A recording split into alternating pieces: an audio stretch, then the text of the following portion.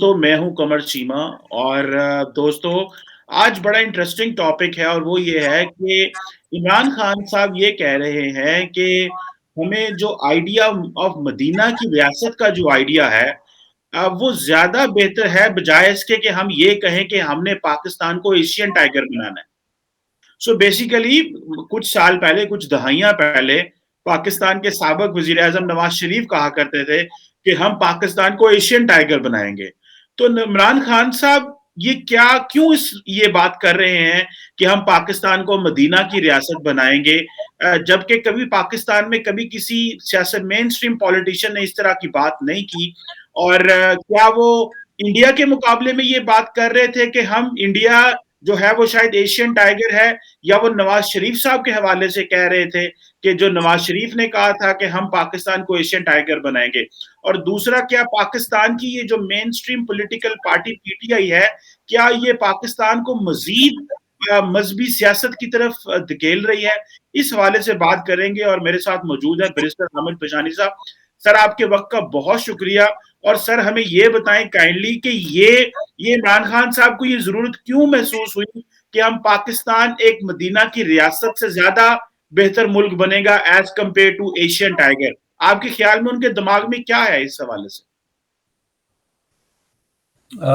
پہلی بات یہ ہے جی کہ انہوں نے خود بھی، یہ صرف نواز شریف نے ہی نہیں بلکہ انہوں نے خود بھی ماضی میں مثالیں دی ہیں ایشین ٹائگرز کی.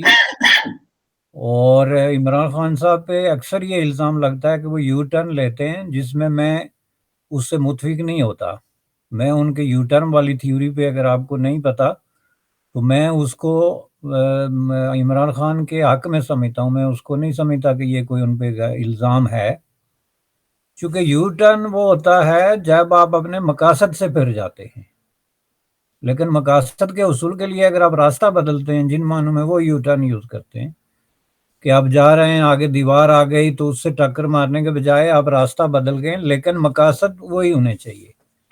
اب یہ جو سٹیٹمنٹ انہوں نے دی ہے نا، اس میں مقاصد بدل گئے، لہٰذا یہ پہلی دفعہ آپ کہہ سکتے ہیں کہ انہوں نے بڑا یو ٹرن لیا ہے جو ان پہ پہلے الزام تھا. لیکن یہ اب میں اس کو مانتا ہوں کہ یہ جو حرکت ہے ان کی، اور اس کی جو دو تین آپ نے وجوہات بیان کی، اس کو میں نیٹ شل میں اگر کہوں عوام کے لیے، تو عمران خان صاحب نے آپ کو یہ پیغام دیا ہے کہ اس ملک کا مقدر جو ہے غربت ہے، اور وہ میں نہیں بدل سکتا. مدینہ کی ریاست میں جتنی خوبیاں تھی وہ اخلاقی تھی، اور ان کو ماننا پڑے گا، اور دنیا ان کا پیچھا کر رہی ہے اور پیروی کر رہی ہے. لیکن مدینہ کی ریاست ایک بہت بڑی غریب ترین ریاستوں میں سے ایک تھی، جس پہ آپ اپنے خلیفہ سے یہ پوچھیں تم نے کرتا کہاں سے لیا، اس کی عمارت کا اندازہ آپ خود لگا سکتے ہیں. یہ ایک مثال ہے. لیکن وہاں پہ کیا تھا؟ کوئی سڑکیں تھی، کوئی پانی تھا، کوئی بجلی تھی، کوئی ایسی فیسلٹی تھی جن کی ہم لوگ بھاگ دوڑ میں، جو عمران خان جو نعرے دے کے آئے، وہ کوئی اخلاقیات ہماری درست کرنے کے لیے تو نہیں آئے تھے نا. اخلاقی ایجنڈا تو ان کا اس وقت تو مغرب کا ایجنڈا وہ پیش کرتے تھے کہ میں سویڈن، ناروے اور پتہ نہیں کس کے ریپلیکا جو ہے پاکستان میں بنا دوں گا. اخلاقیات ان کا ایجنڈا نہیں تھا، ان کا ایجنڈا تھا معاشی. اور معاشی ایجنڈے میں جب وہ ریاست مدینہ لے آئے تو اس کی ریلیونسی کتنی تھی؟ وہ صرف اتنی تھی کہ یہ کرپشن سے پاک ایک سوسائٹی ہوگی. آپ اس کو پلان کر کے ریاست مدینہ کی طرف نہیں لے جا سکتے. آپ عوام کو پیچھے لے جا کے غربت اور بدحالی اور مفلسی کی زندگی میں نہیں ڈال سکتے. ریاست مدینہ جو ہے وہ غربت، بدحالی اور مفلسی کی زندگی پہ چل رہی تھی، لیکن اس کے اخلاقی معیار میں اگر کوئی چیز بہتر تھی تو کرپشن تھی، جس پہ کرتے کی مثال بار بار دی جاتی ہے حضرت ابوبکر صدیق کے بارے میں. تو اس لیے یہ آپ یاد رکھیں کہ اب انہوں نے ذہنی طور پہ تسلیم کر لیا ہے کہ نہ ہم انڈیا کے مقابلے میں آ سکتے ہیں. اب تو انڈیا تو بہت آگے ایک معاشی جن بن گیا ہے کم از کم ایشیا کے اندر، لیکن ہم ایون کہ بنگلہ دیش کا مقابلہ بھی نہیں کر سکتے. اب اگلے 5 سالوں بعد اگر کوئی ایشین ٹائگر ہوگا تو وہ بنگلہ دیش ہوگا. تو اس میں جو عمران خان صاحب کی روایتی احساس کمتری ہے وہ بولتی اور جھلکتی ہوئی مجھے نظر آتی ہے. اور اس کو اگر آپ تھوڑا سا ڈیپلی دیکھیں تو بات اگر روایتی ایشین ٹائگرز کی جائے تو ان کے اندر کیا چیز تھی؟ وہاں دنیا میں کوئی سوسائٹی آئیڈیل نہیں ہے، ہم سب جانتے ہیں، آپ ظاہر ہے پروفیسر ہیں اور آپ انٹرنیشنل چیز ملکوں کے سماج پہ آپ کی نظر ہے کہ یہ جو سنگاپور ہو گیا، تائیوان ہو گیا، کوریا ہو گیا، یہ اس طرح کے جو ملک ہیں، ان میں کیا چیزیں تھیں کہ انہوں نے اپنے عوام کو غربت اور بدحالی سے نکالا، اور نکال کر ان کو ایک ایسی زندگی دی جس پہ کہ ظاہر ہے باقی تیسری دنیا کے ملک جس پہ رش کرتے ہیں اور جن کے خواب دیکھتے ہیں، وہ سوسائٹی بھی پرفیکٹ نہیں، اور ان کے اندر بھی بڑی ڈائیورسٹی ہے۔ یہ نہیں ہے کہ وہاں کے کوئی ایک ہی سارا جو ہے وہ سلسلہ ہے، لیکن بعض چیزیں ایسی ہیں، ایسے مسائل ہیں جو انہوں نے حل کیے ہیں جو ریاست مدینہ میں بھی حل نہیں ہوئے تھے۔ ریاست مدینہ تو 1400 سال پہلے کی بات تھی، آج بھی عرب کے اتنے امیر ترین ملک سعودی عرب میں کہیں بدو جو ہیں وہ جو زندگی گزارتے ہیں وہ بیسک ضروریات سے کہیں دور ہیں۔ اب وہ کیوں گزارتے ہیں یہ ایک الگ بحث ہے، لیکن میں یہ بات کر رہا ہوں، یہ مثلا آپ سنگاپور کو دیکھ لیں کہ کرپشن سے پاک، زیرو کرپشن سے پاک ایک ایسی سوسائٹی ہے، اور وہاں پہ ایسے یہ ٹاپک بدل جاتا ہے، لیکن overwhelming majority of the people they own their own properties. یہ لوگوں کو نہیں پتا ہے کہ 80% سے زیادہ لوگ سنگاپور میں گھروں کی ملکیت ہے، کرائے کی بات نہیں کر رہا میں۔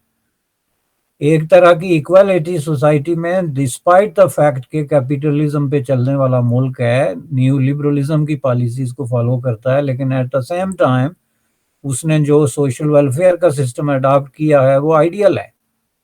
میں اس کو کوئی سوشلسٹ سسٹم نہیں کہتا، لیکن یہ ہے کہ وہ انہی خطوط پہ انہوں نے اس کو اس طریقے سے استوار کیا کہ وہ بھی رکھ لیا اور وہ بھی رکھ لیا، اور عوام بھی جو ہے وہ ایک بہترین زندگی گزار رہے۔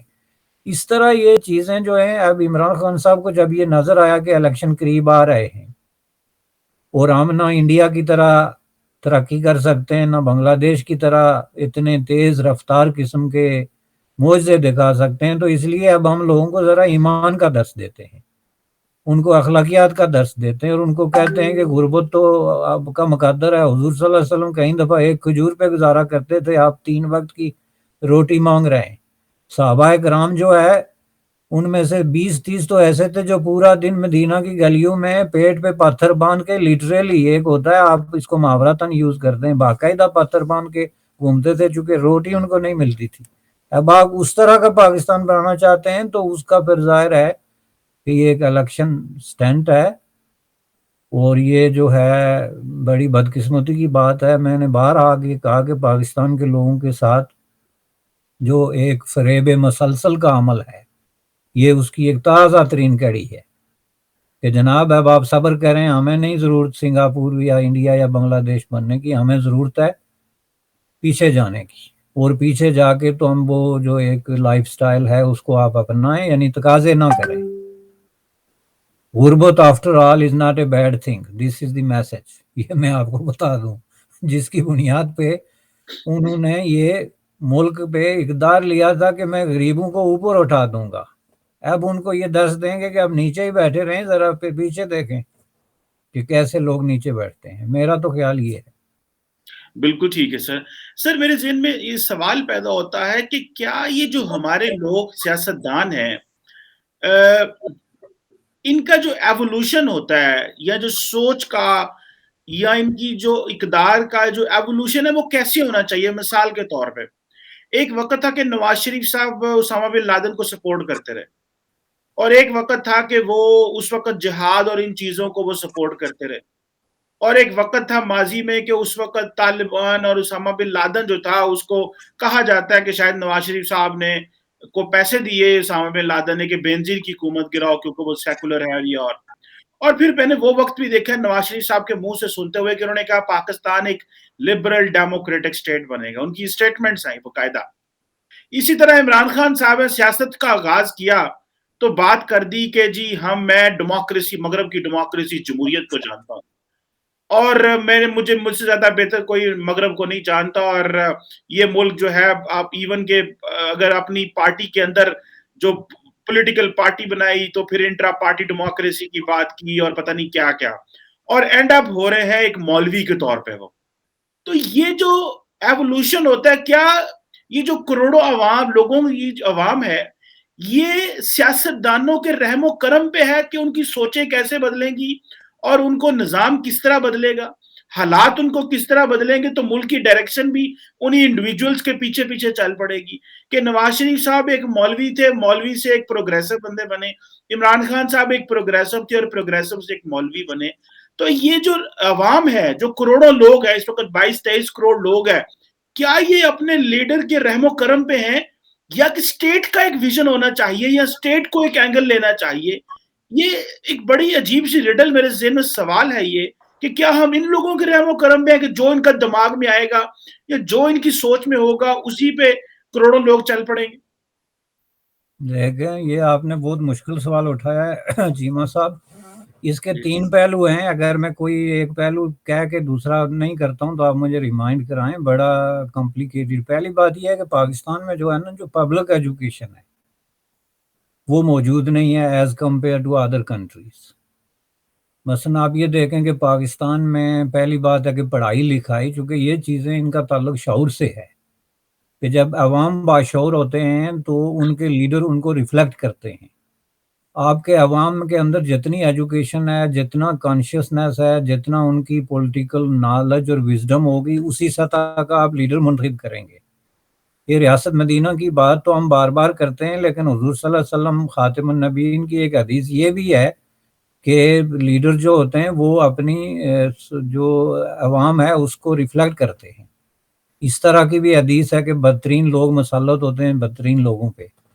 तो ये जो सारी चीज़ें सामने रख के, तो अगर आप देखें तो पाकिस्तान में जो शऊर की सतह है, ये जो लिटरेसी का हमने फ्रॉड किया हुआ है कि बंदा कायदा पढ़ लेता है या पहली पढ़ लेता है, ज़ाहिर है वो ना अखबार पढ़ता है, ना किताब पढ़ता है, ना ये आपके इंटेलेक्चुअल डिस्कशंस जो टीवी और कहीं और पे अगर होती भी हैं। पहली बात है कि गुज़श्ता 20 साल से कोई इंटेलेक्चुअल डिबेट और डिस्कोर्स आपके किसी फोरम पे नहीं हो रहा है।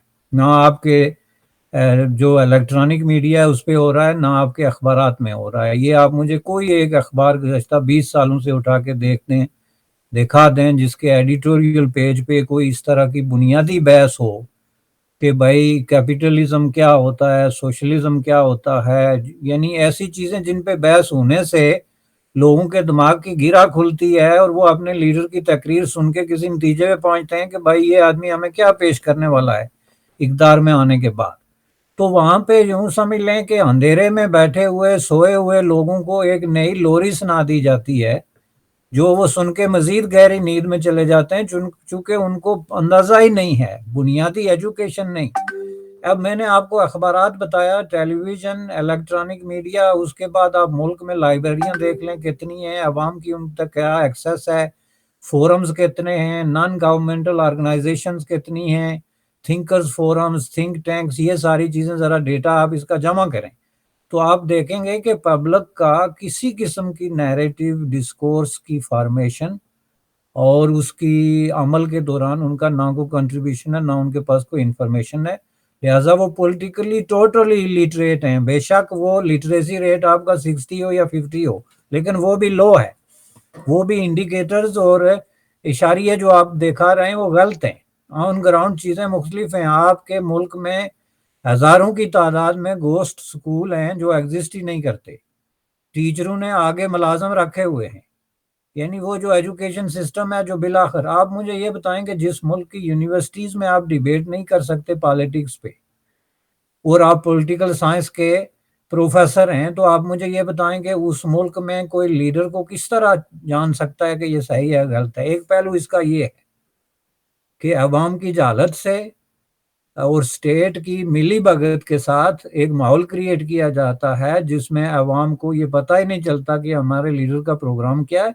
यही वजह है कि इमरान खान ओपिनियन पोल्स के मुताबिक मोस्ट पॉपुलर लीडर होने के बावजूद मोस्ट कंफ्यूज्ड लीडर गुज़श्ता 3 सालों में जो उन्होंने अपने आप को साबित किया। यानी जो आदमी स्वीडन और नॉर्वे से जंप लगाता हुआ सिंगापुर और चीन से होता हुआ मदीना पहुंचता है और इसको पता ही नहीं लेफ्ट का, राइट का, पॉलिटिकल थ्योरीज क्या हैं, इकोनॉमिक थ्योरीज क्या हैं, ये दुनिया का मुकद्दर कैसे बदला, ये चीज़ें कैसे होती हैं, वो आदमी لوگوں کو کس طریقے سے انگلیوں پہ کھلا کے نئی نئی لوریاں دے کے اگلے الیکشن کی تیاری کر رہا ہے. یہ اس کے الیکشن کا پہلو ہے. دوسرا پہلو جو اس میں بہت زیادہ امپارٹنٹ ہے کہ اقتدار کی خاطر پاکستان واحد ملک ہے جس میں اخلاقیات، واحد تو میں نہیں کہوں گا، تیسری دنیا کے بیشتر ملک ہیں. انڈیا میں بھی آپ کو کئی دفعہ اس طرح نظر آئے گا کہ پالیٹیشنز جو ہے وہ اس حد تک چلے جاتے ہیں. بنگلہ دیش میں بھی ہوگا، جو کمپیریبل ملک ہیں. لیکن یہاں پہ بہت بڑے بڑے جو ہے وہ جھوٹ اور منافقت عوام کے ساتھ بار بار کی جاتی ہے، خصوصاً جب الیکشن قریب آتے ہیں. یہ آپ دیکھیں کہ نواز شریف نے جب خود کو امیر المومنین بنانے کا تصور دیا تھا، اس کے پیچھے کیا تصور تھا؟ ایک پرماننٹ ڈیزائر ٹو رول، اقتدار کو طوالت بخشنے کا واحد طریقہ ان کو اپنے رفقائے کار نے یہی بتایا تھا کہ جناب ماحول بڑا گرم ہے.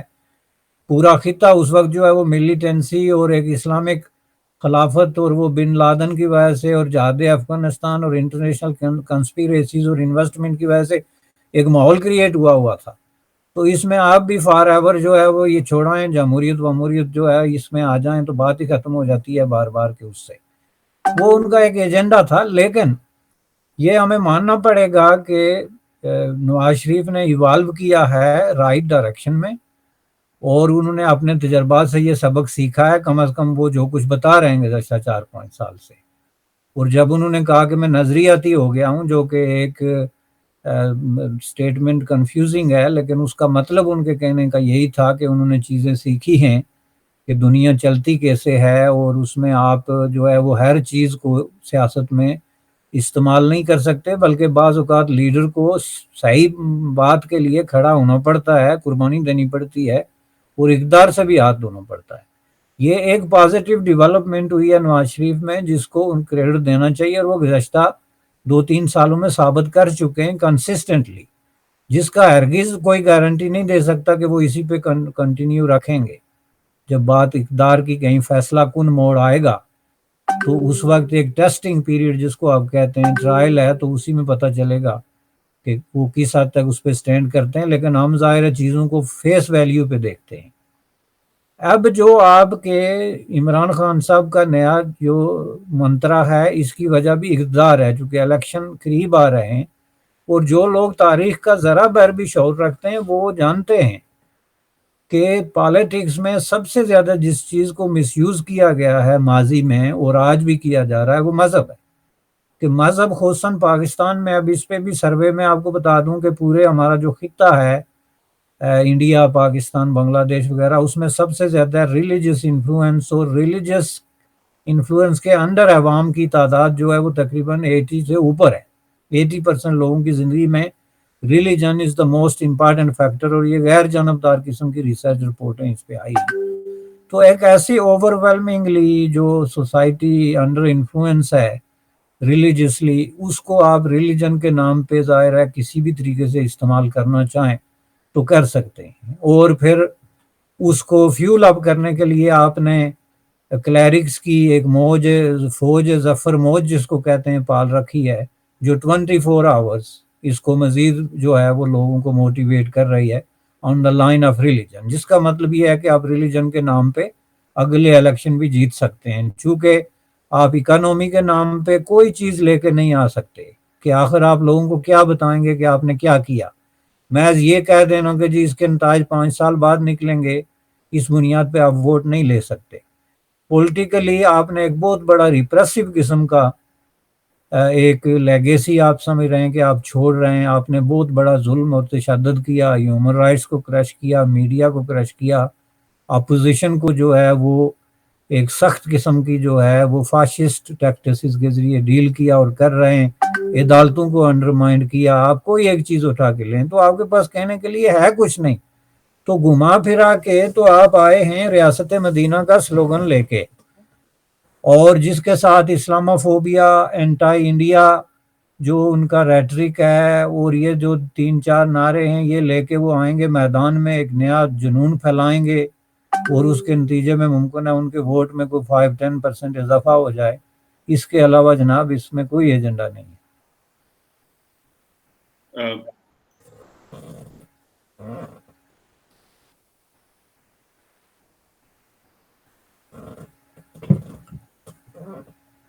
آپ کی آواز نہیں آ رہی.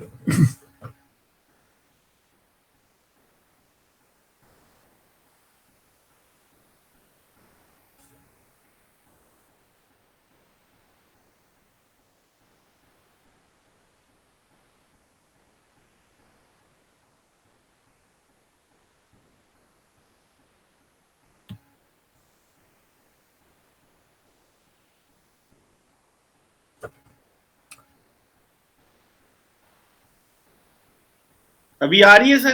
ہاں اب آئی ہے، اب آئی ہے. اچھا اچھا اچھا اچھا، ابھی وہ میرا خیال ہے وہ بٹن پریس ہو گیا تھا. جی. جی بس صاحب یہ وہ ساری بات ہے. آپ ایک سیکنڈ ٹھہریے گا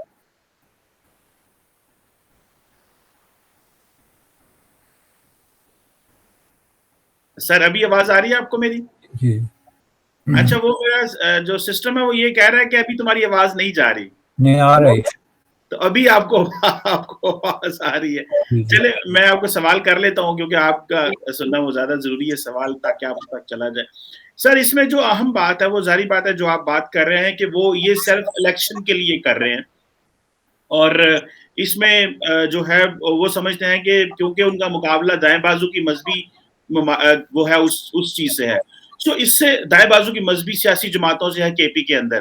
تو سر ایک چھوٹا سا سوال اور آخری سوال جہاں سے میں آپ سے کروں گا، اور وہ یہ ہے کہ آپ کیا سمجھتے ہیں کہ یہ عمران خان صاحب نے یہ بات کر کے کہ ہم ایشین ٹائیگر سے اچھے ہیں، تو کیا عمران خان صاحب یہ بتانا چاہ رہے ہیں کہ وہ کسی ریجنل ممالک کے کمپٹیشن میں نہیں ہے، یا وہ سمجھتے ہیں کہ ہمارا اب کوئی کمپٹیشن نہیں ہے کیونکہ ایشین ٹائیگر کا مطلب یہ تھا کمپیٹ کرنا باقی ممالک کے ساتھ.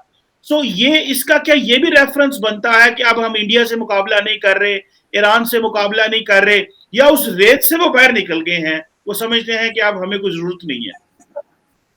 نہیں، وہ بالکل اس ریس سے باہر نکل گئے ہیں. اس وجہ سے نہیں کہ ہمیں اس کی ضرورت نہیں ہے، بلکہ ان کو 3.5 سال کام کا وقت ضائع کرنے کے بعد اور اپنی جو ان کی وشفل قسم کی تھنکنگ تھی اس پہ عمل نہ کرنے کی وجہ سے وہ اب اس نتیجے پہ پہنچ چکے ہیں کہ بھائی اس طرح چیزیں نہیں ہوتی. کوئی بھی ملک جو ہے وہ ڈیولپ کرنے کے لیے وہی راستے اختیار کرنے پڑتے ہیں جو کامیاب ملکوں نے ہم سے پہلے کیے ہیں. اب یہ کوئی نیا تھیسس لے کے آ کے تو آپ کچھ نہیں کر سکتے، چونکہ دنیا سارے کامیاب تجربات جو ہے وہ کر چکی ہے کہ غربت کیسے ختم ہوتی ہے، جہالت کیسے ختم ہوتی ہے، ڈیولپمنٹ کیا ہے. آپ نے پہلی بات یہ ہے کہ جو ترقی 3 سالوں میں کی وہ انڈیا کے ساتھ آپ نے سینگ پھنسانے کا جو عمل گزشتہ 70 سال سے شروع کر رکھا تھا اس کو دوگنا تیگنا بلکہ ایک امپاسبل قسم کی جو ہے وہ بند گلی میں لے جا کے آپ نے جو ہے وہ روک دیا. آپ نے ایون بنگلہ دیش یہ اس طرح کے دوسرے ملکوں نے جو ظاہر ہے کہ کس طریقے سے کتنے بعد انہوں نے شروع کیا اور وہ کتنی تیزی سے آگے نکل گئے، انہوں نے جو راستہ اپنایا اس کے آپ بالکل برعکس اپنا رہے ہیں. آپ دیکھیں کہ بنگلہ دیش کے اندر انہوں نے کس طرح ایک جو ہے وہ پالیسیاں بنا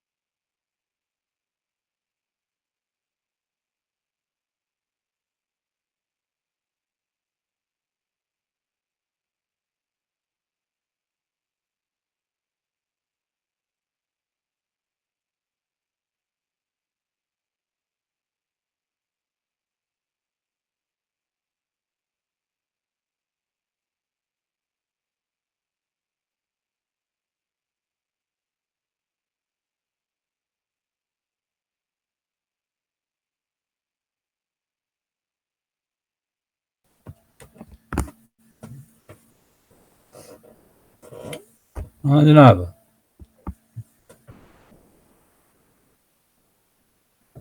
आपको आवाज आ रही है मेरी भी सर? जी जी जी आ रही है। बस सर उसी को थोड़ा कंटिन्यू कर दें, जो बात हम कर रहे थे कि क्या हम उस कंपटीशन से बाहर आ गए हैं फिर सर? हाँ तो वो बात ये हो रही थी कि देखें ये इमरान खान साहब ने जो कंपैरेटिवली अपने 3.5 ईयर गुजारने के बाद अब उन्होंने देखा है, पहले तो उनके बहुत ही बड़े बड़े ख्वाब थे कि मैं 6 महीने में ये कर दूंगा, साल में ये कर दूंगा। तो उस हिसाब से फिर वो एशियन टाइगर्स की और इस तरह की बातें करते थे, क्योंकि जब आप होप होती है, ड्रीम्स होते हैं, मुखलसी होती है, तो फिर ज़ाहिर है आप चीज़ों को पॉजिटिवली एंड डिफरेंटली देखते हैं। अब आके जब उन्होंने कंपेयर करके देखा तो इंडिया तो बहुत दूर की बात है, बांग्लादेश उनके इतना आगे निकल गया कि अब ज़ाहिर है किसी भी तरीके से आप अपने आप को बांग्लादेश से भी कम से कम इकोनॉमी के हवाले से कंपेयर नहीं कर सकते। और उसके ऊपर अलमिया ये है कि आपने अपनी खारजा पॉलिसी स्पेसिफिकली जो इंडिया के हवाले से और अफगानिस्तान के हवाले से और ईरान के हवाले से जिन खतूत पे उस्तवार की है, और आप उस पे वाजिद हैं उसको कंटिन्यू रखने के, उसके आगे सिर्फ अंधेरा ही अंधेरा है। यानी ये बात तय है कि जब तक आप अपने ये सींग जो आपने फंसाए हुए हैं इंडिया के साथ, इनको आप आज़ाद नहीं करते और एक पॉजिटिव माहौल जो है वो खित्ते में क्रिएट नहीं करते, उस वक्त तक आप इकोनॉमी के हवाले से किसी भी तरीके से या स्टेबिलिटी के हवाले से 1 इंच आगे मूव नहीं कर सकते। ये एक इतना बड़ा हार्ड फैक्ट है कि जिसको आप किसी तरीके से भी जिसकी नफी नहीं कर सकते, चूंकि आपने सारे रास्ते आजमा के देख लिए। आपने यूरोप से तिजारत, अमेरिका से तिजारत, ये सारा कर लिया, लेकिन आपने अपने घर के इर्द गिर्द जो है वो रास्ते बंद किए हुए हैं, बाड़ें लगाई हुई हैं और बाड़ें लगा रहे हैं। कभी अफगानिस्तान के आगे बाड़ लग रही है, कभी इंडिया पाकिस्तान के दरमियान बाड़ लग रही है, कभी ईरान के दरमियान। तो जब आप अपने पड़ोसियों के घरों के आगे बाड़ें लगाएंगे और 20,000 किलोमीटर दूर जाके तो आप तजारतों की बात करेंगे, जबकि आपका जो मसनूआत हैं, आपका मैन्युफैक्चरिंग का जो सेक्टर है, आपकी जो सारी इकोनॉमी की जो कैपेसिटी है वो इतनी लो है, तो आप कैसे आगे बढ़ सकते हैं? और ये उनको पता चल गया, इसलिए अब वो अंडरमाइन कर रहे हैं इंडिया और बांग्लादेश की शानदार और काबिल रश्क और रिमार्केबल तरक्की को भी, कि नहीं जी ये कुछ भी नहीं होता, असल चीज़ तो रियासत मदीना होती है। अब ये है कि इस पे मैं पहले भी बात कर चुका हूँ कि ये अवाम को बहुत बड़ा एक मगालते में डालने और उनके साथ फ्रेब करने वाली बात है कि जब यू फेल टू डिलीवर एक ऐसी चीज़ जिसके लिए आपको इलेक्ट किया गया था कि आप मुल्क में इकानॉमी को वापस जो है वो रास्ते पे लाएंगे, लोगों के मसाइल हल होंगे, वो नहीं कर सकते, तो आप कहते हैं आप अब उनको जो है वो अंडरमाइन करने की कोशिश करें। नहीं जी एशियन टाइगर होते ही कुछ नहीं भाई, दुनिया में आपके कहने से फर्क नहीं पड़ता है। दुनिया में फैक्ट्स और फिगर्स सामने जो है आजकल लोगों के फिंगर टिप्स पे है, कोई कुछ भी देख सकता है कि इस वक्त सिंगापुर में अनएम्प्लॉयमेंट रेट क्या है, इंडिया की तरक्की जो है वो कितने पेस से हो रही है, और आइंदा 8-10 सालों में इंडिया कहाँ से कहाँ पहुंचने वाला है। बांग्लादेश इस वक्त कहाँ चला गया, इंडिया से भी आगे निकल गया इकोनॉमी के हवाले से। तो ये सारी चीज़ें आप लोगों को इस तरह डिस्टार्ट करके बयान करें, और अपनी जो आपकी इंटरनल इनसिक्योरिटी है, आपकी जो एहसास कमतरी है, आप जो अपने कॉम्प्लेक्सेस का शिकार हैं, उनको बुनियाद बना के अब आवाम को भूखे मारें या इनको डिप्राइव करें उनका जो ड्यू राइट बनता है, तो इससे आप देख लें कि ज़ाहिर है ये सिलसिला ज़्यादा देर नहीं चल सकता। और ज़ाहिर है कि आपको अगर वहाँ पे कोई तब्दीली की कुव्वतें हैं, जैसा कि मैंने पहले अर्ज़ किया, लेकिन बात ये है कि पाकिस्तान में तब्दीली का एक बड़ा प्रॉब्लम ये है ना कि वो भी चंद लोगों की मर्जी पे मुनहसर है, और वो चंद लोग अगर उंगली खड़ी नहीं करेंगे तो ऐसे ही चलता रहेगा, और उंगली खड़ी करेंगे तो जिसके हक में करेंगे वही फिर आएगा। अब इन चीज़ों को भी तो आपको सामने देखना है ना कि आप how to deal with these things. बिल्कुल सही कह रहे हैं आप।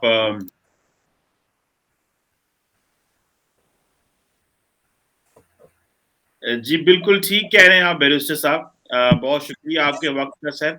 اور بیسیکلی آج کی جو ڈسکشن ہوئی وہ یہی تھی کہ ماضی میں شاید پاکستان یہ بات کرتا رہا کہ ہمیں ایشین ٹائیگر بننا، اور عمران خان صاحب آج یہ بات کر رہے ہیں کہ ہمیں پاکستان کو آگے کس طرح لے کے جانا ہے، اور وہ ایک ہی راستہ ہے، ریاست مدینہ. تو یہ راستہ کس طرح بدلا جا رہا ہے، اس کے حوالے سے برسٹ صاحب بات کر رہے ہیں. Sir thank you very much for your time and for enlightening us. Thank you جناب چیمہ صاحب، thank you very much. Thank you.